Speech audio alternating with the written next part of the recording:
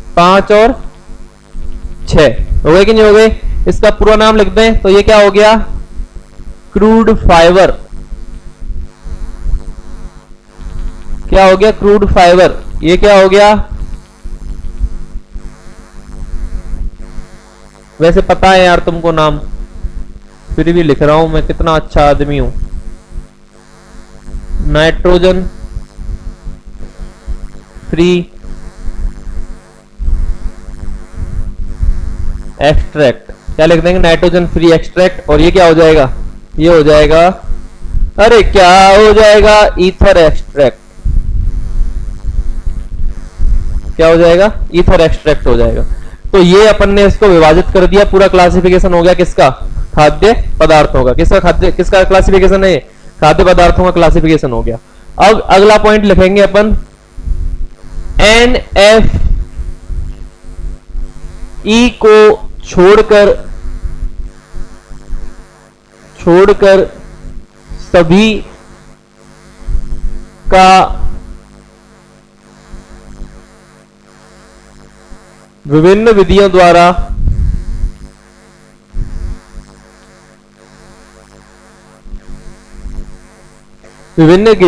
द्वारा मान ज्ञात किया जा सकता है। मान ज्ञात किया जा सकता है ना? आप सबको पता है, एस को निकाल लोगे आप, है ना? पानी को निकाल लोगे। पानी को कैसे निकालोगे? अरे भाप बना के ऑटोक्लेव में पानी को भी ज्ञात किया जा सकता है, तो आप पानी को निकाल लोगे। पानी के अलावा एस को निकाल लोगे, क्रूड प्रोटीन को निकाल लोगे, ईथर एक्सट्रैक्ट को निकाल लोगे, है ना? सारी चीजों को, क्रूड फाइबर को निकाल लोगे।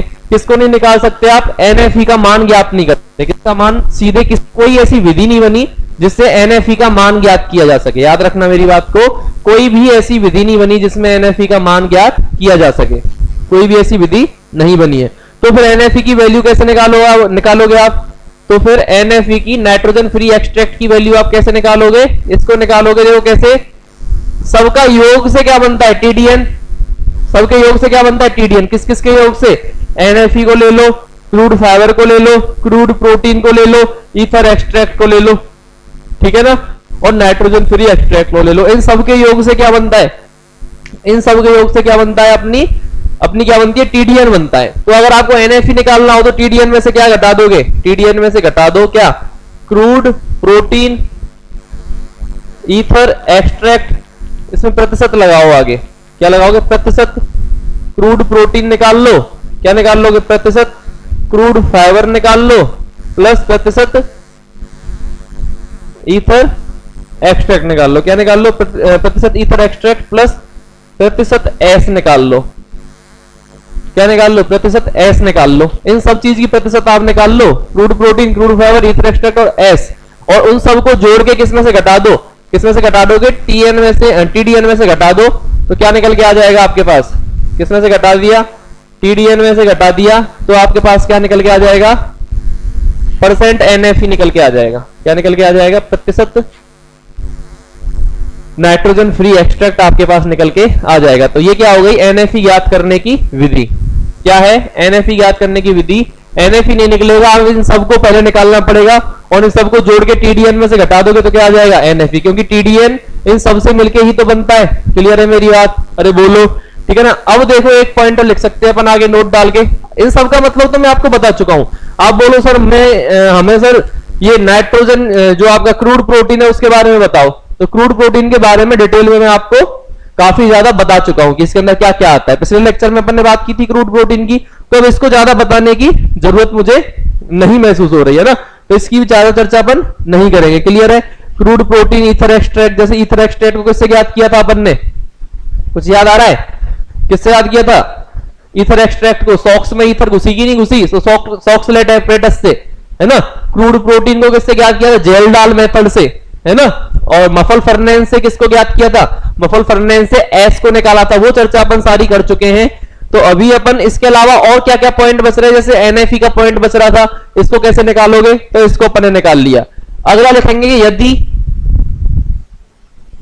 यदि किसी फीड का मतलब क्या है? भोज्य पदार्थ। किसी फीड या फिर भोज्य पदार्थ में 14% से 14% से अधिक नमी है, 14% से अधिक नमी है, तो उसे अधिक समय के लिए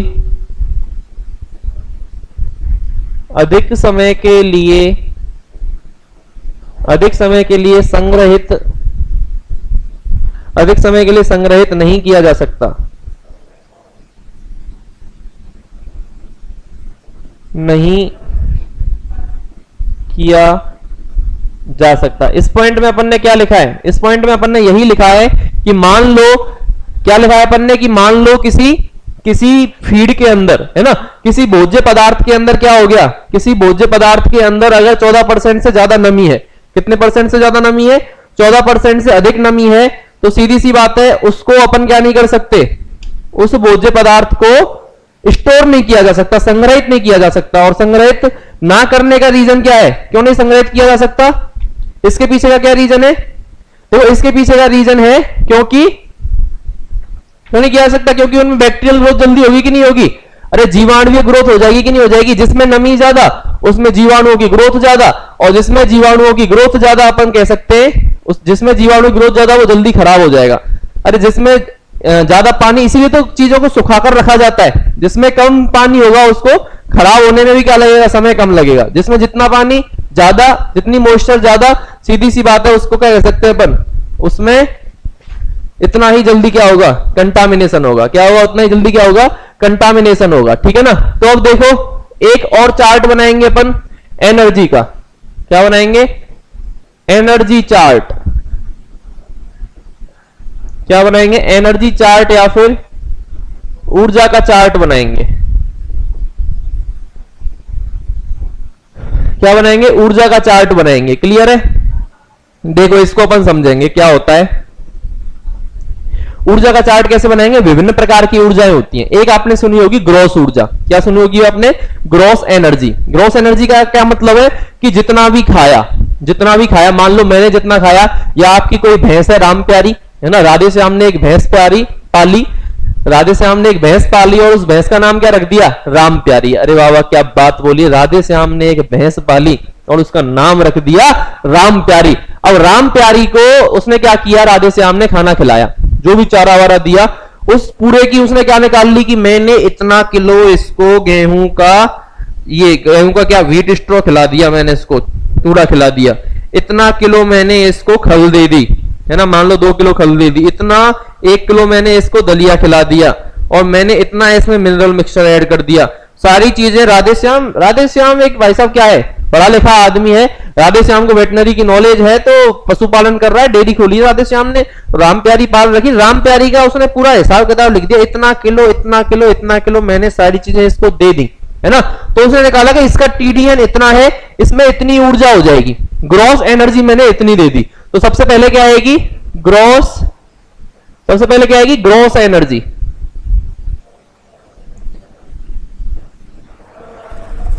क्या आएगी सबसे पहले? Gross energy. ग्रॉस एनर्जी का मतलब आप क्या समझते हो? ग्रॉस एनर्जी का मतलब है कि टोटल जितनी भी एनर्जी दी उसे अपन क्या बोलते हैं? Gross energy. अब देखो ग्रॉस एनर्जी में से अगर फीकल एनर्जी निकाल दी जाए, क्या निकाल दी जाए? फीकल एनर्जी, या फिर इसको मैं बोलूंगा मल ऊर्जा। क्या बोलूंगा? मल ऊर्जा। देखो ग्रॉस एनर्जी, जो भी खाया, जो भी राधे श्याम ने दिया वो ग्रॉस एनर्जी थी। और राधे श्याम की भैंस गोबर भी करेगी। राधे श्याम की भैंस हाँ बहुत सुंदर है, क्यूट भैंस है राधे श्याम की, राम प्यारी उसका नाम रखा उसने लाड़ प्यार से, क्यूट भैंस है उसकी। अब ऐसा तो है नहीं कि क्यूट भैंस है तो वो गोबर नहीं करेगी क्यूट वैसे तो गोबर तो करेगी ना, हाँ हो सकता है वो अच्छा गोबर करती हो, उसका सुंदर गोबर आता हो, उसके कंडे उपले जो होते हैं बहुत अच्छे बनते हो, लेकिन राम प्यारी की भैंस है, भैंस तो भैंस है, गोबर तो करेगी। तो गोबर करेगी तो सीधी सी बात है उसमें क्या निकलता है? अरे मल पदार्थ है, फीकल मटेरियल है कि नहीं। फीकल एनर्जी का मतलब क्या है?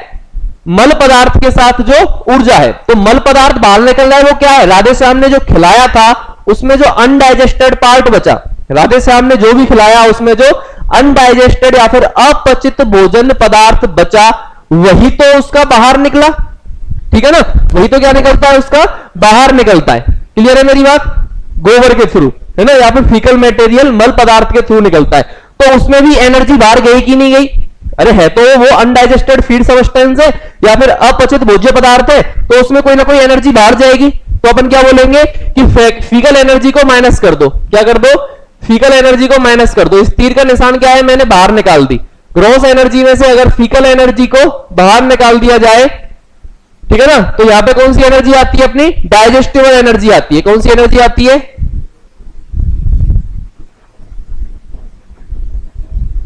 कौन सी एनर्जी आती है यहां पे?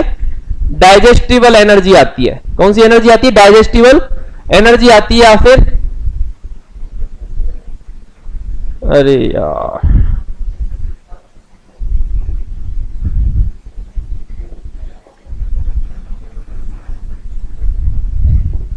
कौन सी एनर्जी है?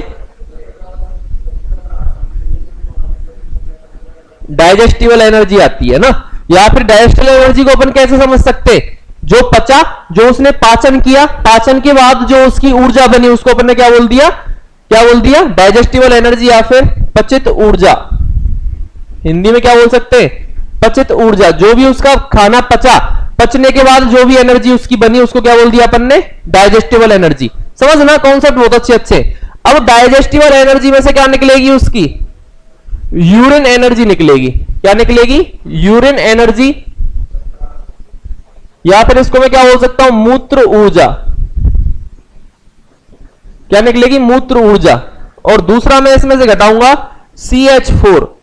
CH4 गैस के अंदर भी तो एनर्जी निकलेगी। या फिर इसको क्या बोलूंगा मैं? मेथेन में जो ऊर्जा है, क्या बोलूंगा? मेथेन के अंदर जो ऊर्जा है। समझना मेरी बात को। क्या मास्टर तू पागल हो गया है क्या? हे मास्टर, आर यू मैड?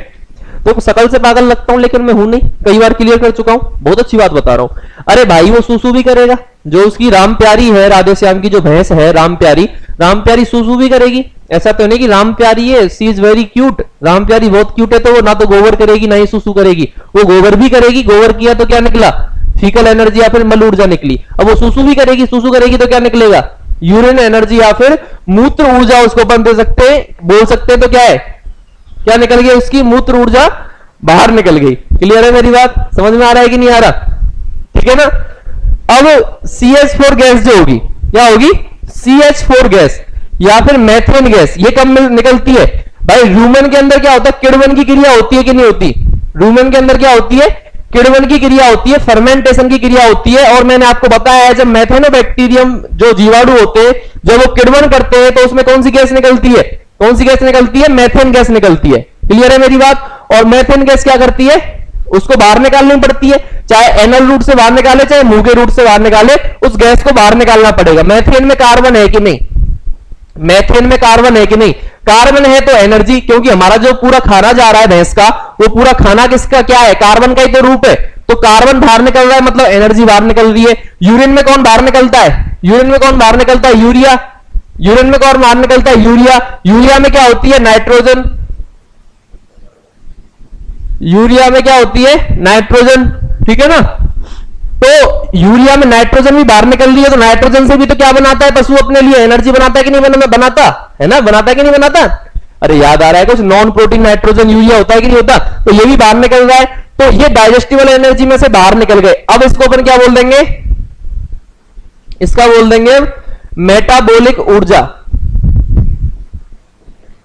या मेटाबॉलिक एनर्जी। क्या बोल देंगे? मेटाबॉलिक ऊर्जा या फिर मेटाबॉलिक एनर्जी, इसको अपन बोल सकते हैं। क्लियर है? क्या हो गया इसमें? मेटाबॉलिज्म हो गया। अरे हुआ कि नहीं हुआ? मेटाबॉलिक एनर्जी बोल दिया कि नहीं बोल दिया? अब इसमें से क्या होगा? देखो, अब इसमें से क्या होगा? हीट ऑफ फर्मेंटेशन को बाहर निकालो। क्या बाहर निकालो? Heat of fermentation. किसको बाहर निकालो? हीट ऑफ फर्मेंटेशन को बाहर निकालो। या फिर मैं क्या बोलूंगा? किण्वन की ऊर्जा।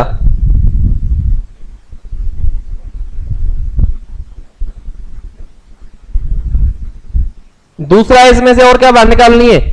Heat of nutrient metabolism. क्या बाहर निकालोगे? हीट ऑफ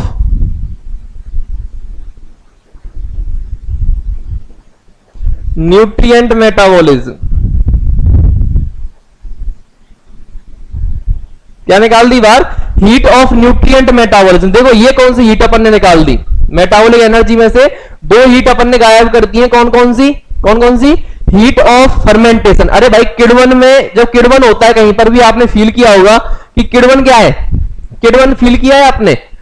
जैसे आपने खमीर बनाते हैं, खमीर पाड़ते हैं घर में, आपने वो खाई हो तो क्या होती है वो? इडली सांवर। इडली बनाते हैं तो इडली के लिए खमीर पाड़ा जाता है ना? खमीर किससे पड़ता है? फर्मेंटेशन ही होता है उसमें भी। सैकेरोमाइसिस सर्विसी नाम की कवक होती है जिसको बेकर यीस्ट बोलते हैं। ये यीस्ट होती है। यीस्ट क्या करती है? वहां पे किण्वन करती है।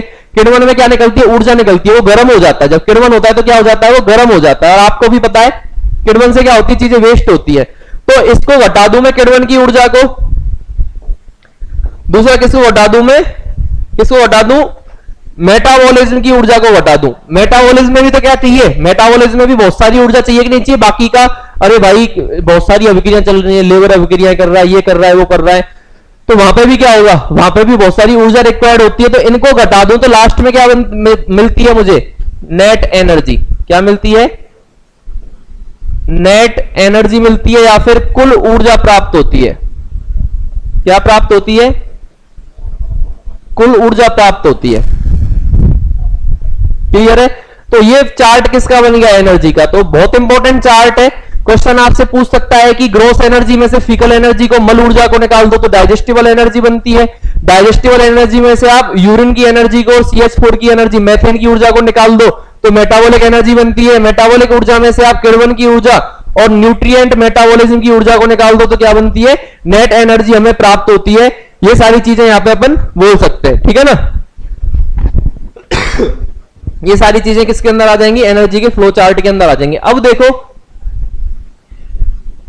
1 किलोग्राम TDN, एक क्वेश्चन आता है 1 किलोग्राम TDN किसके बराबर होता है? 4.4 मेगा कैलोरी पर ग्राम डाइजेस्टिबल एनर्जी। या फिर इसको मैं DE लिख दूं। क्या लिख दूं? सीधा इसको मैं DE लिख सकता हूं। डाइजेस्टिबल एनर्जी इसको मैं लिख सकता हूं। क्लियर है? क्या लिखा है मैंने ये कि आप 1 किलोग्राम TDN ले लो। क्या ले लो? बहुत इंपॉर्टेंट क्वेश्चन है ये। सीधा ऐसा का ऐसा क्वेश्चन लिखा है मैंने। सीधा ऐसा का ऐसा क्वेश्चन आपसे पूछा जाएगा आपके एग्जाम में। क्या आएगा क्वेश्चन में? क्वेश्चन क्या आएगा? सीधा का सीधा कि जो 1 किलोग्राम TDN है, 1 किलोग्राम TDN है वो कितने डाइजेस्टिबल एनर्जी के बराबर होगा? DE का मतलब क्या है? आप अगर हो सकता है इंग्लिश में वो बड़ी गंदी सी, सॉरी हिंदी में बड़ी गंदी सी हिंदी लिख दे, डाइजेस्टिबल एनर्जी की पाचन ऊर्जा, पाचन ऊर्जा, ये ऊर्जा, वो ऊर्जा, कुछ भी। आप DE याद रखना। वो कुछ भी बोले भटकना नहीं है, आप DE याद करना। वो बोलेगा मूवी देखने चले लेकिन आप DE याद करना। वो बोलेगा कि घूमने चले लेकिन आप किताबों में लगे रहना। वो बोलेगा स्कूटी के पीछे दौड़े लेकिन आप किताब के पीछे दौड़ना, है ना? अभी त्याग करोगे तो बाद में स्कूटी तुम्हारे पीछे दौड़ेगी, है ना? समझ रहे हो ना? अरे समझ रही हो और समझ रहे हो, दोनों के लिए। क्लियर है मेरी बात? कुल मिला के सबका फोकस किस पे होना चाहिए? अपनी स्टडी पे होना चाहिए। किस पे होना चाहिए? पढ़ाई पे होना चाहिए। क्लियर है मेरी बात? ठीक है ना? ठीक है, वेरी गुड। और तुम स्कूटी खरीद के पटक दोगी पढ़ोगी तो? अरे भाई साहब क्या डिमांड होती है अगर लड़की की जॉब हो तो हटे हटे, जॉब है, सरकारी नौकरी, लड़की के अलग ये नहीं चाहिए, वो नहीं चाहिए, रिजेक्ट रिजेक्ट रिजेक्ट। समझ रहे हो ना? क्लियर है ना? और लड़के इधर, लड़के और लड़कों को ठाट हो जाते हैं, भाई साहब ये नहीं चाहिए, वो नहीं चाहिए, नौकरी वाली चाहिए हमको भी, हमारी भी सरकारी नौकरी है। तो अरे नौकरी के बाद में सरकारी नौकरी के जो वैल्यू है ना भाई साहब हमारे देश में अथा, मतलब मजा सा आ जाएगा। सरकारी नौकरी मतलब स्वर्ग। भगवान कसम मजाक नहीं कर रहा मैं। क्लियर है? तो 1 किलोग्राम TDN किसके बराबर हो गया? 4.4 मेगा कैलोरी पर ग्राम डाइजेस्टिबल एनर्जी के बराबर हो गया। फिर आएगा एक question 1 kilogram TDN same 1 kilogram TDN में डाइजेस्टिबल एनर्जी की जगह पे क्या लिख दूं, मेटाबॉलिक एनर्जी लिख दूं, क्या लिख दूं, डाइजेस्टिबल एनर्जी की जगह पे क्या लिख दूं, मेटाबॉलिक एनर्जी लिख दूं, तो यहां पर ये हो जाएगा 3.6 मेगा कैलोरी पर ग्राम मेटाबॉलिक एनर्जी। 3.6 मेगा कैलोरी पर ग्राम मेटाबॉलिक एनर्जी। ये मेटाबॉलिक एनर्जी के में वैल्यू है और ये डाइजेस्टिबल एनर्जी में वैल्यू। ऐसा क्यों हुआ, ऐसा क्यों हुआ, क्योंकि आपको मैं बताऊं डाइजेस्टिबल एनर्जी इंटू 0.82 बराबर क्या होता है, मेटाबॉलिक एनर्जी होता है। क्या होता है, मेटाबॉलिक एनर्जी। मतलब डाइजेस्टिबल एनर्जी में 0.82 का आप गुणा कर दोगे तो क्या मिलेगी हमें, मेटाबॉलिक एनर्जी मिलेगी। मतलब मेटाबॉलिक एनर्जी छोटी है किससे, डाइजेस्टिबल एनर्जी से, इसीलिए यहां पे वैल्यू क्या आई है, यहां पे कम आई है। मतलब 4.4 से जब 0.82 का गुणा कर दोगे ना आप, 4.4 में किसका गुणा कर दोगे, 0.82 का गुणा कर दोगे तो यही वैल्यू आपको निकल के आएगी 3.6। तो बड़ा ही इंपॉर्टेंट सवाल था, ये क्लियर हो गया आपका। अब एक और क्वेश्चन आता है कि 1 kilogram TDN, same 1 kilogram TDN जो होता है वो 0.85 स्टार्च इक्विवेलेंट के बराबर होता है। किसके बराबर होता है, 0.86, सॉरी 0.85 नहीं, अपन इसको क्या कह सकते हैं, 0.86 स्टार्च इक्विवेलेंट के बराबर होता है। या फिर ये क्या है, मंड स्थिरांक। स्टार्च इक्विवेलेंट बोले तो मंड स्थिरांक। देखो थोड़ी सी इंग्लिश अभी नॉर्मल से ज्यादा चल रही है, आपको लग रहा होगा, लेकिन नहीं चल रही। ये टर्म इंग्लिश में ही याद करो आप। अब मैं क्या पढ़ा रहा हूं आपको, क्रूड फाइबर बोल रहा हूं। क्रूड फाइबर को मैं कोई इधर उधर से घुमा के तंतु बोलूं, बुरा सा तंतु बोलूं, तो वो क्रूड फाइबर भी बुरा मान जाएगा, है ना। क्रूड प्रोटीन को मैं जाने क्या बोलूं हिंदी में, तो फिर क्रूड प्रोटीन बुरा मान जाएगा, है ना। अब जो टर्म है वो तो साइंटिफिक टर्म वही होती है, आपको वही याद करनी पड़ेगी। करो एक बार हो जाएगा, फिर मजा आ जाएगा, है ना। तो 1 किलोग्राम टीडीएन, अगर आपसे सिर्फ कुछ नहीं करना, आपको क्या होता है स्टार्च इक्विवेलेंट, बाहर में जाने दो। स्टार्च इक्विवेलेंट क्या होता है, उसे क्या जाने दो, बाहर में जाने दो। कहां जाने दो, बाहर में जाने दो, हमें मतलब नहीं है, होता होगा कुछ भी। क्वेश्चन है सीधा, क्या है क्वेश्चन, है क्वेश्चन क्या है सीधा, कि आपसे पूछेगा कि 1 किलोग्राम टीडीएन में कितने स्टार्च इक्विवेलेंट होते हैं, तो कितने स्टार्च इक्विवेलेंट होते हैं, 0.86 स्टार्च इक्विवेलेंट इसके अंदर पाए जाते हैं, ठीक है ना। अब देखो 1 लीटर दुग्ध उत्पादन के लिए, 1 लीटर दुग्ध उत्पादन के लिए, 1 लीटर दुग्ध उत्पादन के लिए 0.32 किलोग्राम टीडीएन आवश्यक होता है। कितना, अगर आपको 1 लीटर दूध उत्पादित करना है तो 0.32 किलोग्राम क्या दे दो, 0.32 किलोग्राम क्या दे दो, टीडीएन दे दो। कितना दे दो, 0.32 किलोग्राम क्या दे दो, टीडीएन दे दो। तो पहला, ये सारे के सारे क्या लिखे हैं मैंने, इंपॉर्टेंट क्वेश्चन, ये सारे के सारे क्या हैं, इंपॉर्टेंट क्वेश्चन हैं जो आपसे पूछे जा सकते हैं। कि 1 किलोग्राम टीडीएन बराबर 4.4 मेगा कैलोरी पर ग्राम डाइजेस्टिव एनर्जी, 3.6 मेगा कैलोरी पर ग्राम मेटाबॉलिक एनर्जी।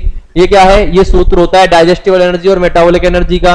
1 किलोग्राम टीडीएन बराबर 0.86 क्या होता है, स्टार्च इक्विवेलेंट होता है। 1 लीटर दूध उत्पादन करना है तो आपको 0.3 किलोग्राम क्या देना पड़ेगा, टीडीएन।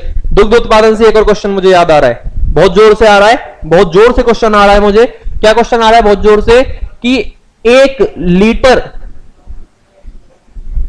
दुग्ध निर्माण के लिए, 1 लीटर दुग्ध निर्माण के लिए, 1 लीटर दुग्ध निर्माण के लिए क्वेश्चन आएगा कि 1 लीटर दूध अगर आपको स्तन ग्रंथियों में बनाना है, दुग्ध ग्रंथियों में बनाना है, तो उसमें कितना खून गुजारना पड़ेगा, कितना रुधिर गुजारना पड़ेगा। जय हिंद जय भारत की सेना। तो याद रखना 1 लीटर दुग्ध निर्माण के लिए 400 से 500 ml रक्त स्तन ग्रंथियों से गुजरता है। रक्त स्तन ग्रंथियों से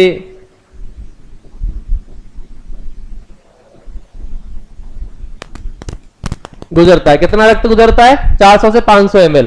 अगर आपसे कोई पूछ ले 1 ml के लिए, 1 ml दुग्ध बनाना है तो लगभग 4 से वही 5 लीटर। कितना? अरे ये क्या लिख दिया मैंने, ये क्या लिख दिया? अरे ये तो गुड गोबर हो जाता। 400 से 500 लीटर कितना गुजरता है? 400 से 500 लीटर रक्त, 400 से 500 लीटर रक्त स्तन ग्रंथियों से गुजरता है। लीटर है वो, 1 लीटर दूध बनाना है तो 400 से 500 लीटर गुजारना पड़ेगा। 1 ml बनाना है तो 4 से 5 लीटर रक्त किससे गुजारना पड़ेगा? स्तन ग्रंथियों से गुजारना पड़ेगा। ये 2 क्वेश्चन आप मैनेजमेंट में भी पढ़ते हो और यहां भी पढ़ते हो। ये आप याद रखोगे, याद रखोगे भाई, याद रखोगे, ये भी आप याद रखोगे।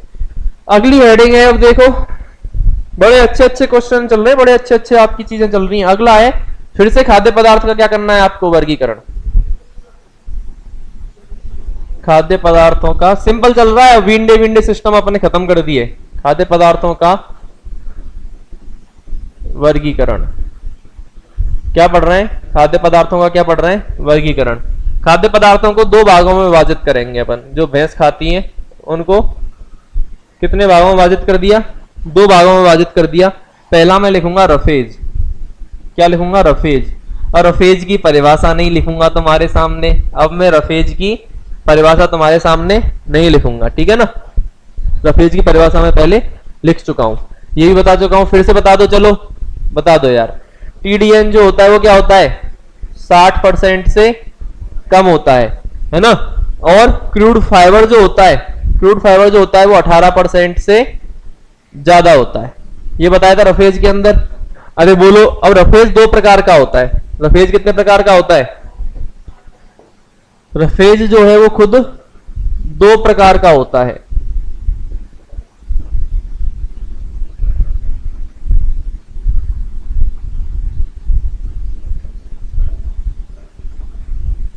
रफेज कितने प्रकार का होता है? 2 प्रकार का रफेज होता है। क्लियर है मेरी बात? तो 2 प्रकार का रफेज कौन कौन सा है ये बात अपन देखते हैं। पहला तो होगा सूखा रफेज। सूखा रफेज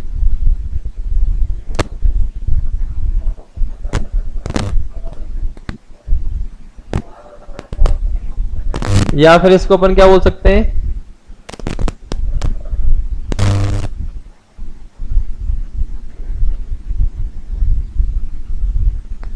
ड्राई रफेज। क्या बोलते हैं? Dry roughage. जो ड्राई रफेज है उसमें देखो सूखा है, ये क्या है? सूखा है। तो सीधी सी बात है, इसमें जो मॉइस्चर कंटेंट होगा, जो नमी होगी, इसमें जो नमी होगी वो कितनी मिलेगी? नमी मिलेगी 10 से 15%। सूखा जो रफेज है उसके अंदर नमी कितनी मिलेगी? 10 से 15%, ठीक है ना। इसके अंदर एग्जाम्पल अपन बात करें सूखा रफेज के अंदर, ड्राई रफेज के अंदर जो एग्जाम्पल होंगे, ड्राई रफेज या फिर सूखे रफेज के अंदर बात करें, जो उदाहरण आएगा वो उदाहरण पहला कौन सा आएगा? हे। हे कौन सा आएगा? हे। अरे हे और साइलेज आप जानते हो, हे साइलेज के बारे में जानते हो, तो पहले कौन सा एग्जांपल आएगा? हे। हे भी 2 प्रकार का होता है। हे कितने प्रकार का होता है? 2 प्रकार का होता है। एक तो लेग्यूमिनस,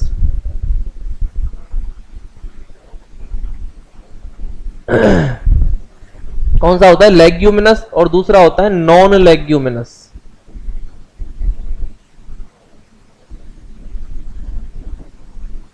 है ना। लेग्यूमिनस कौन सा? दाल कुल वाला।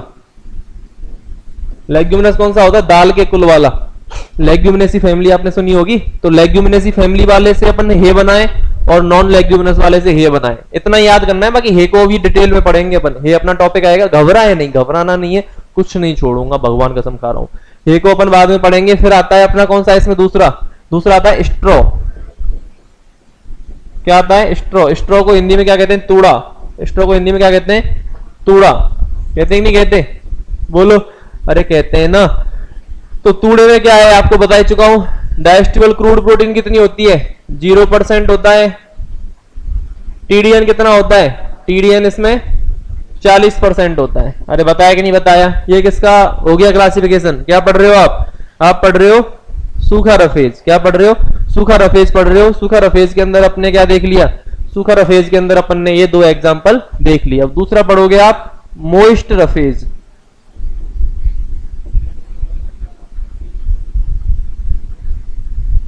क्या पढ़ोगे? मोइस्ट रफेज, या फिर इसको बोलेंगे अपन नम या फिर गीला रफेज। क्या बोलेंगे? नम या फिर गीला रफेज इसको अपन बोल सकते हैं। क्या बोल सकते हैं? नम रफेज बोल सकते हैं, या फिर इसको अपन गीला रफेज बोल सकते हैं। गीले का मतलब क्या है? गीले का मतलब क्या है कि इसमें मॉइस्चर परसेंट क्या होगा? ज्यादा। तो इसमें लिखना नमी। नमी जो है, नमी कितनी होगी इसमें? 60 से 70%। साइलेज याद आ रहा है? साइलेज इसी का एग्जांपल हो जाएगा। साइलेज के अंदर भी नमी कितनी थी? साइलेज के अंदर भी नमी देखें तो कितनी थी? 65% के आसपास। मैंने बताई थी कि नहीं बताई थी? तो इसमें नमी जो होगी कितनी हो जाएगी? 60 से 70% हो जाएगी। तो इसके अंदर एग्जांपल क्या क्या आ जाएंगे? मॉइस्ट रफेज के अंदर एग्जांपल कौन कौन से आ जाएंगे? घास। घास गीली होती है कि नहीं होती? घास को पास्चर कहते हैं कि नहीं कहते? तो इसके अंदर घास आ जाएगी। घास के अलावा और घास के अलावा आपको याद आ रहा हो तो इसके अंदर आ जाएगा ट्री लीव्स। क्या आ जाएंगी? पेड़ों की पत्तियां। क्या आ जाएंगी? पेड़ों की पत्तियां। क्या आ गई इसके अंदर? पेड़ों की पत्तियां आ जाएंगी। इसके अलावा इसके अंदर आ जाएगा साइलेज। याद आ रहा है कुछ? साइलेज में 60 से 65% गीली गीली जो चीज है ना, गीली गीली गीली गीली सारी चीजें किसमें आ जाएंगी? मोइस्ट रफेज के अंदर आ जाएंगी, है ना। आप ज्वार काट के खिला रहे हो, बरसी काट के खिला रहे हो, वो सारे एग्जाम्पल भी किसी के हैं? किसके? इसके। तो इसमें बोलूंगा मैं कल्टीवेटेड फॉडर। क्या बोलूंगा मैं? Cultivated fodder. कल्टीवेटेड फॉडर क्या है? सीधे काटकर खिलाया गया, सीधे काटकर खिलाया गया चारा। जो सीधे काटकर आपने चारा खिला दिया वो किसमें आ जाए? Cultivated fodder. इसके एग्जांपल लिख दूंगा कल्टीवेटेड फॉडर के। इसके एग्जांपल हो जाएगा बरसीम। क्या हो जाएगा? बरसीम। दूसरा ज्वार। ये दोनों एग्जांपल किसके? बरसीम ज्वार का जो चारा खिलाते हो वो किसके एग्जांपल है? कल्टीवेटेड फॉडर के एग्जांपल है। तो ये क्या देख लिया अपन ने? देखो ये देख लिया अपन ने रफेज के बारे में। सारा किसके बारे में देख लिया? रफेज के बारे में देख लिया, ठीक है ना। रफेज को क्लासीफाई भी कर लिया। रफेज के बाद क्या आता है? कंसंट्रेट। रफेज के बाद दूसरा कौन सा आता है? कंसंट्रेट। कंसंट्रेट को हिंदी में क्या कहते हैं? दाना। कंसंट्रेट को हिंदी में क्या कहते हैं? दाना। क्या बोल देते हैं इसको? दाना अपन बोल देते हैं। तो इसमें अपन बात करें तो बताओ, crude fibre is less than 18%। बताया था, इसकी डेफिनेशन पढ़ चुके हैं। क्रूड फाइबर 18% से क्या होता है? कम होता है। और टीडीएन की बात करें, टीडीएन क्या होता है? 60% से अधिक होता है। ये मैं आपको बता चुका हूं। 60% से क्या होता है? ज्यादा होता है। आसानी से इनको पचाया जा सकता है ना, आसानी से। ये क्या होते हैं? ऊर्जा और प्रोटीन वगैरह क्या होती है इनमें? अधिक होती है। ऊर्जा और प्रोटीन क्या होती है इनमें? अधिक होती है। ऊर्जा और प्रोटीन क्या हो जाएंगी इसके अंदर? अधिक हो जाएंगी, ठीक है ना। आसानी से क्या होता है? आसानी से क्या हो जाता है इनका? आसानी से क्या हो जाता है? पाचन हो जाता है। आसानी से क्या हो जाता है? कंसंट्रेट जो है, दाना जो है उनका आसानी से पाचन हो जाएगा। क्लियर है? अब इनको दो प्रकार में विभाजित किया जा सकता है। कितने प्रकार के होते हैं? ये भी दो प्रकार के होते हैं। पहला होगा एनर्जी रिच। पहला कौन सा होगा? Energy rich. और दूसरा कौन सा हो जाएगा? Protein rich. ऊर्जा धनी। क्या बोलेंगे? ऊर्जा धनी या फिर एनर्जी रिच। आप किसी भी चीज को एनर्जी रिच कब बोलोगे? ऊर्जा धनी कब बोलोगे? जब उसमें ऊर्जा ज्यादा हो। देखो, एक तो होती है प्रोटीन, एक तो क्या होती है? प्रोटीन। प्रोटीन हमें ऊर्जा नहीं देती, ना ही पशुओं को ऊर्जा देती है। प्रोटीन का कार्य होता है पशुओं में भी क्या कार्य होता है? उनकी स्ट्रक्चर, उसकी संरचना को बनाने में। जीवाणुओं को भी आवश्यक होती है। जो सूक्ष्म जीव प्रेजेंट होते हैं ह्यूमन में, पशुओं के, उनको भी अपनी प्रोटीन वगैरह अपनी संरचना बनाने में प्रोटीन चाहिए, और पशुओं को खुद की संरचना बनाने के लिए भी क्या चाहिए? प्रोटीन चाहिए। खुद की संरचना बनाने के लिए भी क्या चाहिए? प्रोटीन चाहिए। क्लियर है मेरी बात? तो एक तो होते प्रोटीन धनी, दूसरे कौन से हो जाएंगे यहाँ पे? दूसरे हो जाएंगे प्रोटीन धनी। क्या हो जाएंगे? प्रोटीन धनी, या फिर इनको अपन क्या बोलेंगे? Protein rich.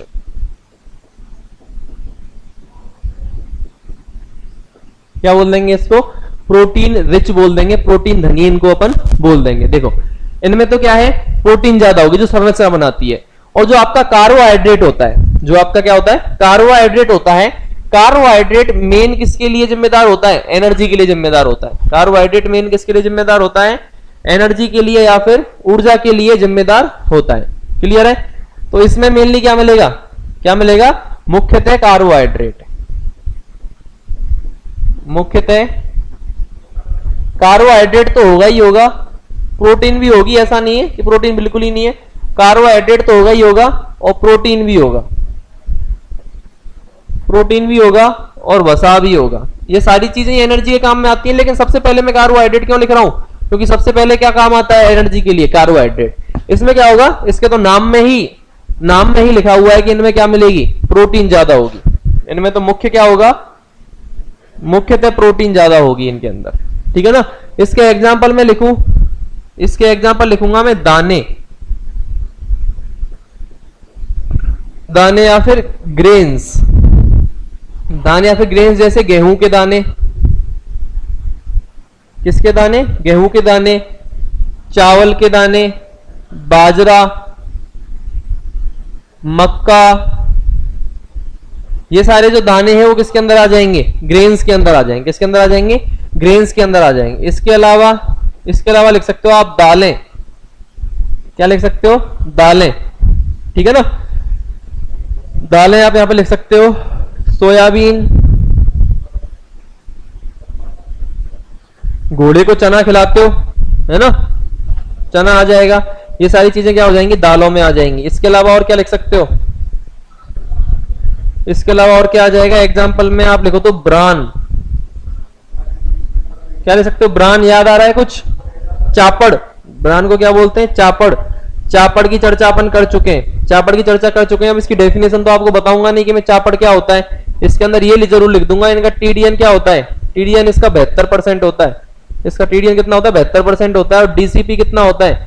डीसीपी 10% होता है। प्रोटीन भी 10% है, और टीडीएन कितना है? 72% है। तो ये क्या हो जाएगा? ब्रान हो जाएगा। ब्रान के अलावा चूरी। क्या आती है? चूरी। आटे वगैरह की चूरी जो बनती है उसको खिला सकते हैं। और ये सारी की सारी किसमें आती हैं? ये सारी की सारी ऊर्जा धनी। इन सबसे क्या मिलती है? खूब ऊर्जा मिलती है ना? या इसमें आप और लिखूं, दाने खिला दो या दानों का आटा खिला दो। क्या खिला सकते हो? ये चूरी वैसे एक तरह से वही है, आटा भी खिला सकते हो। इसमें क्या खिला सकते हो? आटा भी खिला सकते हो। ठीक है ना?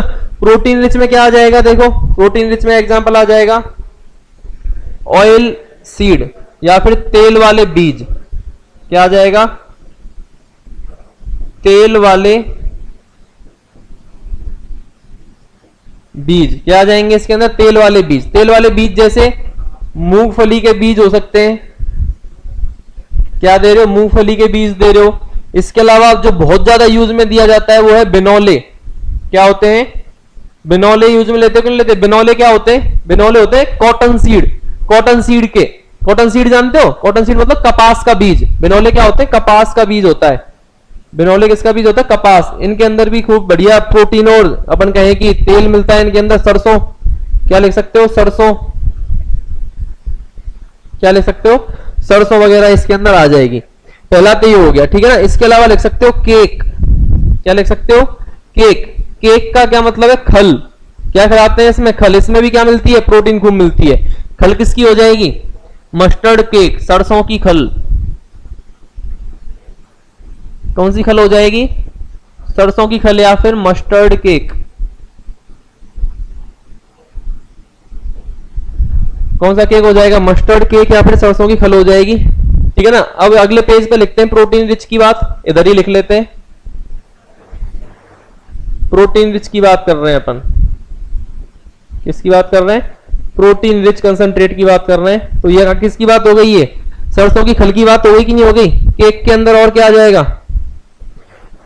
केक चल रहा है, वो वाला केक नहीं है जो तुम्हारे बर्थडे में कटता है केक, या फिर क्या है? ये खल है। लेकिन ये किसका केक है? ये भैंसों का केक है, ये राम प्यारी का केक है। राम प्यारी सो क्यूट, राम प्यारी को मजा आ जाता है, तो राधे से हम ध्यान रखता है, राधे से हम राम प्यारी का ध्यान रखता है, तो उसको केक भी खिलाता है। केक उसका क्या है? सरसों की खल है ना, सोयाबीन की खल हो जाएगी। तो इसमें क्या लिख दिया अपन ने? एक मस्टर्ड केक तो लिख ही दिया, सोयाबीन की खल भी लिख सकते हैं, सोयाबीन की खल लिख सकते हैं, मूंगफली की खल लिख सकते हैं। क्या लिख सकते हैं? मूंगफली की खल निकलती है, जिनमें से तेल निकलता है ना, जिन बीजों में से तेल निकलता है, तेल निकलने के बाद में क्या बचता है? तेल निकलने के बाद में जो केक बचता है, सरसों में से भी तेल निकाल लिया जाता है तभी तो खल निकलती है। तो ये सारी चीजें वही हैं। तो इसके अंदर क्या आ जाएंगे? सारे के सारे केक आ जाएंगे। आगे कि नहीं आगे? इसके अलावा यीस्ट, क्या एग्जाम्पल आ जाएगा? यीस्ट आ जाएगा। यीस्ट समझते हो? यीस्ट एक प्रकार का क्या है? कवक होती है। इसका क्या होता है? पाचन में सहायक होती है। ये इसमें सहायक होती है, पाचन में सहायक होती है, और इसके अंदर प्रोटीन भी क्या होती है? प्रोटीन भी खूब ज्यादा होती है। ठीक है ना। इसके अलावा लिख सकते हो एनिमल प्रोटीन, और क्या लिख सकते हो इसमें? एनिमल प्रोटीन, जंतु प्रोटीन। क्या लिख सकते हो? जंतु प्रोटीन लिख सकते हो। जंतु प्रोटीन में क्या क्या आ जाएगा? देखो जंतु प्रोटीन के अंदर क्या क्या आ जाएगा। सबसे पहले तो आपने सुना होगा बोन मील। क्या सुना होगा? बोन मील की कैल्शियम की आपूर्ति के लिए जो पशु मर जाते हैं उनकी हड्डियां ले आओ, हड्डियों को पीस कर उनको खिला दो, पशुओं को पीस कर उसका चूरन खिला दो, तो कैल्शियम की और फॉस्फोरस की जो कमी है वो दूर हो जाएगी। बोन मील हो गया। इसके अलावा फिश मील, क्या दे सकते हो? फिश मील। मछलियां लाओ और मछलियों को मार के पीस के भी उनको भी खिला सकते हैं, तो वो क्या हो जाएगी? फिश मील हो जाएगी। तो ये एनिमल प्रोटीन्स हो गए। क्या हो गए? एनिमल प्रोटीन हो गए। इसके अलावा आता है इसके अंदर एग्जांपल एनपीएन। इसके अलावा और क्या एग्जांपल आता है इसमें? एनपीएन तो आप सबको पता है क्या है, इसका मतलब क्या है? Non protein nitrogen. एनपीएन का मतलब क्या है भाई राधे श्याम? एनपीएन का मतलब है नॉन प्रोटीन नाइट्रोजन, मतलब नाइट्रोजन तो है लेकिन प्रोटीन नहीं है। प्रोटीन में भी नाइट्रोजन होती है, उसको तो अपन क्या बोल देते हैं? True protein. एनपीएन क्या है कि नाइट्रोजन तो इसमें है लेकिन ये प्रोटीन नहीं है, उसको क्या बोलते हैं? एनपीएन बोल देते हैं। इसके एग्जाम्पल आप सबको पता है यूरिया। इसके एग्जाम्पल आप सबको पता है क्या? यूरिया। यूरिया का फॉर्मूला क्या होता है? NH2CONH2। क्या फॉर्मूला होता है? NH2CONH2 किसका फॉर्मूला है? यूरिया का। इसके अलावा और एग्जांपल लिख सकते हो इसका, इसमें लिख सकते हो बाईयूरेट। क्या एग्जांपल लिख सकते हो? बाईयूरेट लिख सकते हो। इसके अलावा लिख सकते हो आप पोल्ट्री डंग। पोल्ट्री डंग के अंदर भी क्या है? काफी नाइट्रोजन प्रेजेंट होती है। पोल्ट्री डंग का मतलब क्या है? यहां पे